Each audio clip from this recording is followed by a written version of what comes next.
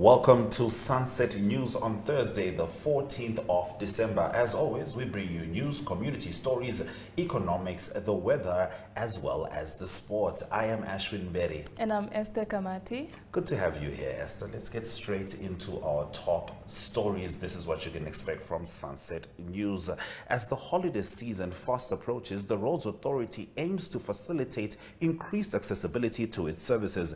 In addition to the NATIS offices in Windhoek, the RA will extend its business hours to include Saturdays during December at both the Swakopmund and Walvish Bay NATIS centers. Recognizing the surge in demand for NATIS services, the RA emphasizes the importance of ensuring seamless access for the public. The extended operating hours will be in effect this Saturday, December 16th from 9 a.m. to 2 p.m. and continue the same on Saturday, the 23rd and the 30th of December. Jacqueline Hia Madapo, the section leader of Walvish Bay, emphasized the strategic importance of this initiative, particularly during the festive season when coastal areas experience an influx of visitors. She notes that as people flock to the coast, there is a notable increase in individuals seeking services. I think this makes sense. It's certainly worth keeping an eye on. Of course, NATIS has to keep moving. It's essentially connected to every single thing that's happening on the roads. Even when folks have accidents, at some point you have to figure out a way to go to NATIS. What are your thoughts on that? I think it's it's a crucial time because it's festive season, so everybody is traveling. So in terms of making sure that your vehicles are roadworthy, that your papers are up to date and so forth, it's a very good initiative from the Roads Authority. And some brave people have saved the end of the year to try get their driver's license. I think a key center as well would have been Oshuarongo because it's close between the towns. That is true. Yeah. That is true. Well, NATIS, listen to Esther. She's got some good advice for you. In our breaking news post, MTC has launched online registration on its website, extended company working hours, and deployed teams across Namibia to speed up the compulsory registration of SIM cards. This is an interesting one, so to speak, simply because I get the feeling that they could have gone online sooner. Yes, and I think from a lot of conversations that we've been having, a lot of people are actually not going to register their SIM cards simply because they don't want to sit in a queue the entire day. Yes. Some people on social media have even been saying that they're going to go on the very last day just in hopes that everybody else has already done it and they're the only ones left. And usually the way that works is then everybody is there on the 31st, which is very interesting. Of course, the drive is happening. The banks did send a warning. The banks said that the deregistration, that potential suspension of SIM cards could really affect their businesses. So that's something to keep an eye on. I'm sure they are mulling over an extension. Of course, it's only logical. I think to suspend it, to call something compulsory is one thing. To have to deal with potentially hundreds of thousands of people off a network, what that means for the economy is just staggering to think of. But let's move on to the next of our stories. Namibia is among the top 10 countries in Africa, which has ranked the lowest when it comes to organized crime. Namibia ranks 47th in Africa when it comes to organized crime on the continent, therefore the 8th lowest. The Africa Organized Crime Index 2023 was compiled by the Enhancing Africa's Response to Transnational Organized Crime project and ranked all 54 countries in Africa. This is the third edition of the index, which has been published every 2 years since 2019. The rankings are based on a scale of 0 to 10, and Namibia's 2023 overall criminality score is 4.30, a decrease from 0.03 in 2021. Over the past years, criminality across Africa has steadily increased and shows no sign of slowing down. 15 illicit activities are ranked with criminal market scores. These include human trafficking, human smuggling, arms trafficking, extortion and protection racketeering, financial crimes, and flora crimes. Namibia's average criminal market score was 4.10, an increase of 0.20 since 2021. The country scored 3.5 on human trafficking and 4.5 in arms trafficking. For flora crimes, Namibia has scored 6.5, and for fauna crimes, which would include rhino poaching and the linked trade in horn, it was scored 4.5. Furthermore, it was scored 5 for cyber-dependent crimes and 4.5 for both synthetic drug trade and cocaine trade. According to the report, there are some Southern African countries that play distinct roles in the human smuggling market. Does this feel like a reason to celebrate? I think It certainly is a reason to celebrate because it shows you that there aren't like active syndicates of large crimes being committed in the country, but it also doesn't speak to our crime rate as a collective, because even though it's not organized crime, we do have a high crime rate in terms of things like pickpocketing and armed robbery and burglary and so forth. Yes, of course. And I was looking at that 2021 upsurge. I wonder if there's any correlation between that and fish rot. Moving over, affirmative reposition activist Job Amopanda will again amend his particulars of claim in the legal battle involving the removal of the red line. This follows after pre-trial took place this week. A case was filed by Amopanda on 26 May last year seeking a court order to have the fence removed and declared illegal and unconstitutional. He listed Agriculture Minister Carl Schladwine, the government, Attorney General Festus Bandeka, and an official in the Directorate of Veterinary Services, Hango Nambinga, as defendants in the matter. However, the Meat Board of Namibia has also been added as a defendant after it asked for leave to intervene. 2 commercial farmers have joined as third parties against the case, and the Namibia Agricultural Union has also joined as defendants. In an order issued by Judge Justice Uitele, he said that he has considered all submissions and the report and submissions by the parties or their legal practitioners during the case management conference hearing.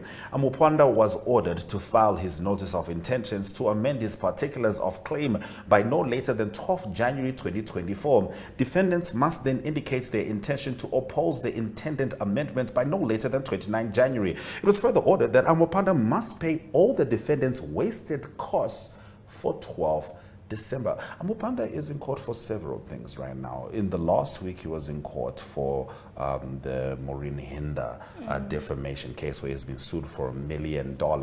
And in this particular case, he seems to be getting asked to pay legal costs already before it all kicks off. But let's talk about the red line. It's been going on for eons and eons. What are your thoughts on it? Do you think that it will be resolved anytime soon? I don't think it's going to be resolved anytime soon, specifically because of the entire back and forth. And obviously government is against the removal of the red line, although Amopanda has been pushing for it for quite a bit. I think he has made sufficient progress in terms of taking the issue to court, but I think we're far from done with the issue of the red line. I mean, if agricultural unions, farmers, and all sorts of folks are joining in as defendants, I am interested to know why no one is joining Amopanda. In this case, or supporting him, unless perhaps he's got, some shadow support, which is assisting him financially. But what I mean is in like outright activist support.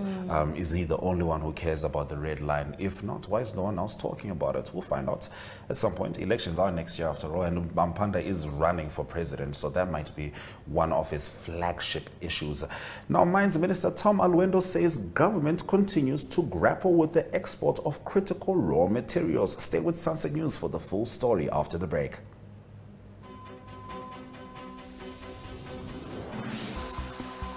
The Agenda is a weekly national affairs interview program hosted every Sunday by Namibian Sun editor Toivon Javela, featuring a panel of high-profile newsmakers, analysts, and experts. The Agenda aims to reach high-end news consumers seeking informed understanding of national issues. This show is broadcasted on NTV, 1up2.com, and the Namibia Media Holdings Facebook platform. The Agenda focuses on interviews where we put the nation in the hot seat. Contact Agenda at synergy.com.na to get your product and service in the hot seat. The Agenda, focused on today's conversation.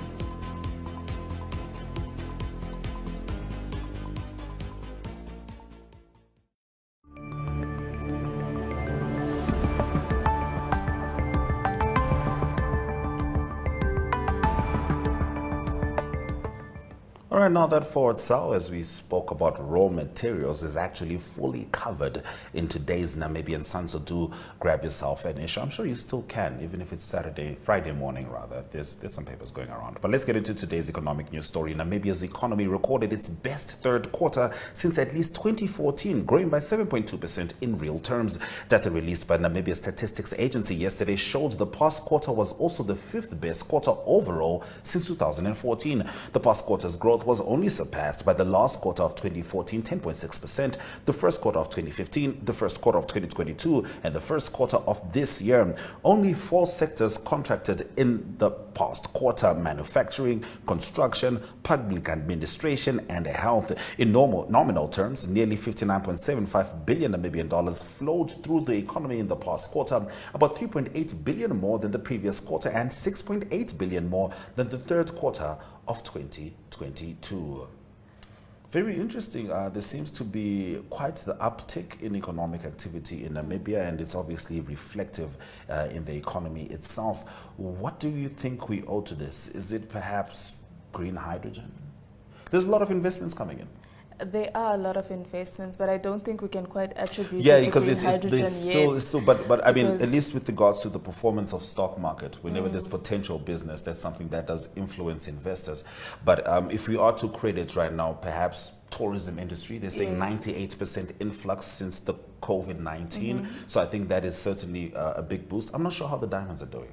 Also not sure about the diamonds, but I think an interesting among the what we could attribute to among the contributors of the uptake in the economic activities, perhaps the NIPDP's existence in terms of sourcing investment from outside. Oh, absolutely. I think they're doing quite a good job. They spoke about it somewhere last month, where they spoke about how much investment they've brought in, or how valuable the connections that they've made so far have been. Certainly. And we did mention green hydrogen because, I mean, if everything is as projected, we're supposed to be seeing results like this year and year, and we're not even talking oil yet. So Namibia, the money is on the way. What do we do with it? Now, India's Home Ministry has ordered an investigation into a security breach inside Parliament. We'll get into that story after the economic indicators.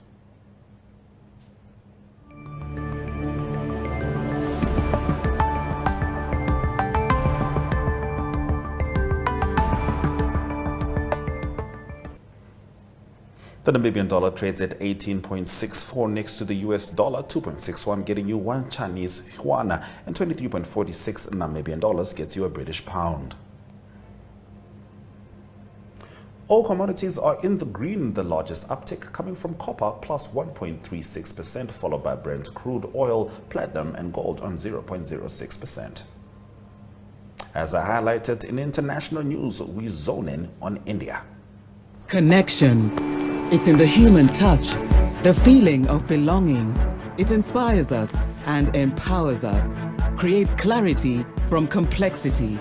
It starts new conversations, unlocks the power of advice, and makes an impact on your life.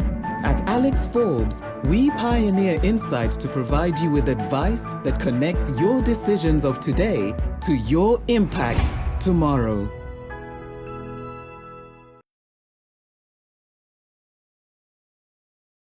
We've always had the bravery to stand up for what is Namibian, from protecting our homes to fighting injustices.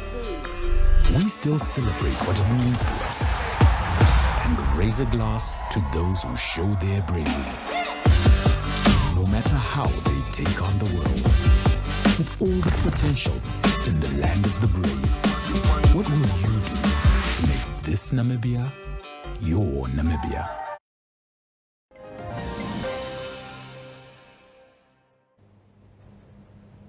All right, let's get into our international news. India's Home Ministry has ordered an investigation into a security breach inside Parliament after 2 intruders shouted slogans and set off colored smoke in the chamber. At least 4 people have been arrested and reports say 2 others were detained.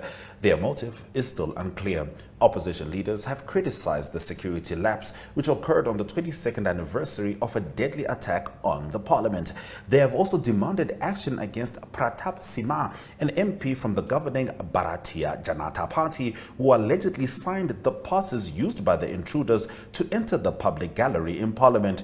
Neither Simha nor his party have officially commented. As of today, security was ramped up around the Parliament building, with barricades outside the complex to restrict entry. Both houses were adjourned after protests by opposition MPs demanding a discussion on the incident and statements from the Prime Minister and the Home Minister. They should have at least condemned the incident, Congress MP Adir Ranjana Chaudhuri told reporters later. In the upper house of the parliament, opposition MP Derek O'Brien was suspended for ignoble conduct after he shouted slogans demanding a statement from Home Minister Amit Shah. Before the session was adjourned, Defence Minister Rajnath Singh said in Parliament that the incident had been condemned by everyone. We all, ruling and opposition MPs, have to be careful about to whom we issue passes to enter Parliament, he said. Very, very interesting. I mean, parliamentary safety seems to be something no one can escape. We've seen several issues in Africa. We're seeing India. But let's not forget January 26 in America, who consider themselves the flagship of democracy. Their own president, allegedly, according to the papers suing him, led people into the House of Representatives. And it's a very, I think people take it very, I don't know, it's a very sketchy situation. It's very fragile because Parliament represents the will of the people. Exactly. And from there, a lot of things can start. I mean, even internal wars. What are your thoughts? Firstly, I think it's great that nobody was harmed after this incident, but it also speaks a lot to who actually has access to Parliament. I mean, if somebody can come through and just throw color and chant slogans, what's going to stop somebody from just coming in and causing and wreaking havoc there? And you can see the MPs are warning each other about giving passes. Is there no security personnel who must verify these passes, or is it just a matter of a member of Parliament giving you a pass and that means you're allowed into the Indian Parliament? I mean, certainly there should be a form of security and protocol in terms of entering the establishment, but obviously if a high-ranking official tells these security personnel that this person is authorized to enter, who are they to stop you in that regard? But then obviously it's also sketchy for this member of Parliament to just give access to anybody, and the fact that they themselves have not condemned the incident, they just did not say anything, is also very strange. Very strange. I mean, of course, they wouldn't get away with that in Namibia because LPM leaders couldn't get into Parliament when they were told not to. An opposition Turkish lawmaker died earlier today, 2 days after suffering a heart attack and collapsing in front of Parliament as he finished a speech criticizing the government's policy toward Israel. Hassan Bitmes, 54, a member of Parliament from the opposition Felicity Party, died in Ankara City Hospital. Health Minister Fahrettin Koca told reporters in television remarks. A graduate of Cairo's Al-Azhar University, Bitmes was the chairman of the Center for Islamic Union Research and had previously worked for Islamic non-governmental organizations. His Parliament biography shows he was married and a father of one. Parliament's official broadcast showed Bitmes collapsing to the floor after having been standing at the podium before the General Assembly on Tuesday. He had been criticizing President Tayyip Erdogan's ruling AK party over Turkey's ongoing trade with Israel despite the war in Gaza and despite the government's sharp rhetorical criticism of Israel's military bombardment.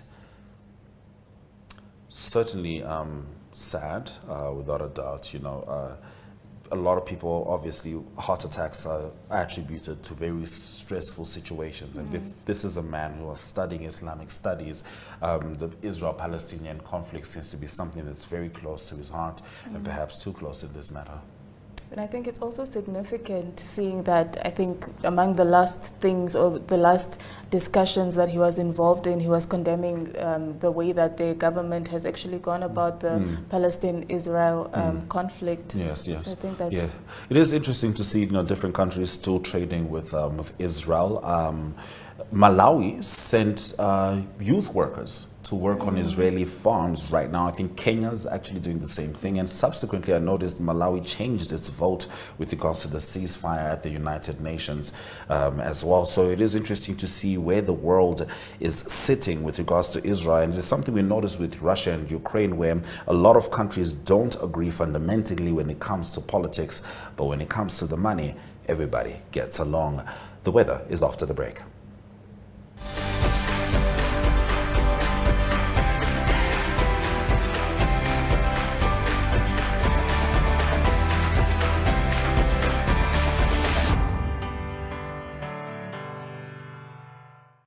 Connection.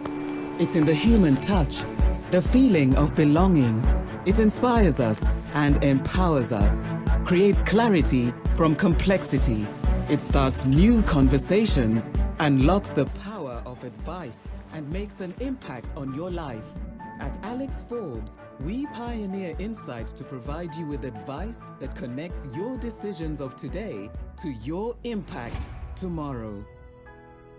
We've always had the bravery to stand up for what is Namibian, from protecting our homes to fighting injustices.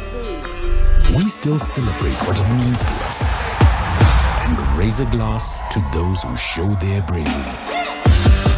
No matter how they take on the world, with all this potential in the land of the brave, what will you do to make this Namibia your Namibia?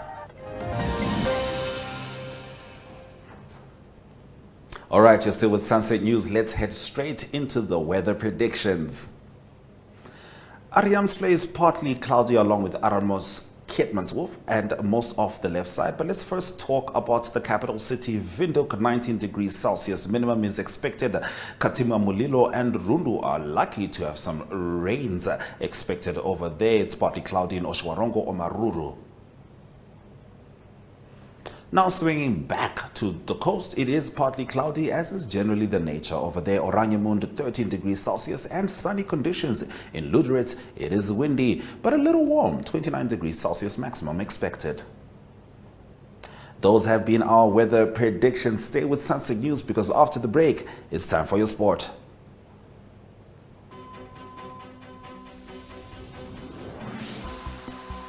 The Agenda is a weekly national affairs interview program hosted every Sunday by Namibian Sun editor Toyvon Jabela, featuring a panel of high-profile newsmakers, analysts, and experts.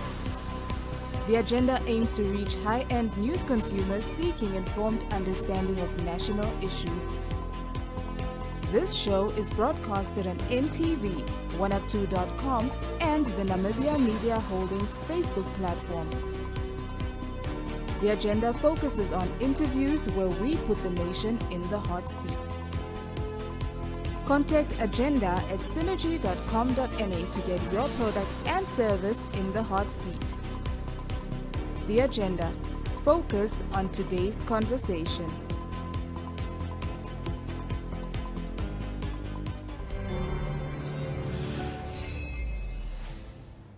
All right, let's get into the sports stories on Sunset News. We start off with football. Namibia Football Association League Director Mabos Freeze has lauded Premier League clubs for honoring their fixtures. The Deb Marine Namibia Premiership season will head into a break for the festive season in order to resume next year. Now, the league director acknowledged that there are issues that need to be fixed going forward. One of the issues that he highlighted is a lack of stadiums in the country. Now, he believes this has affected many of the clubs that could have used home ground to their advantage.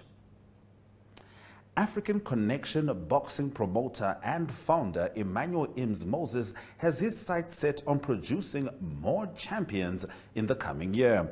Moses emphasized that reaching this goal requires bringing more sponsors on board. This year has not been bad, but there is always more we can do. As a boxing promotion and stable, we intend going all out next year. Nevertheless, Moses said AC is committed to giving chances to upcoming boxers. However, he feels that can only happen if sponsors come on board. Now, Moses believes that boxing stables also have to work together in order to grow the sport. The Capricorn Eagles women's cricket team, 102 runs for the loss of 7 wickets in 20 overs, won their last international T20 match in Group B against Rwanda 91 for 8 by 11 runs in Entebbe, and they were sent in to bat first. Namibia scored a comfortable 34 runs in the first 6 overs without the loss of wickets. However, as in the past, the Namibian batters once again struggled to score runs in the middle overs. They could only manage 11 runs. That's it from the Sports Wrap desk.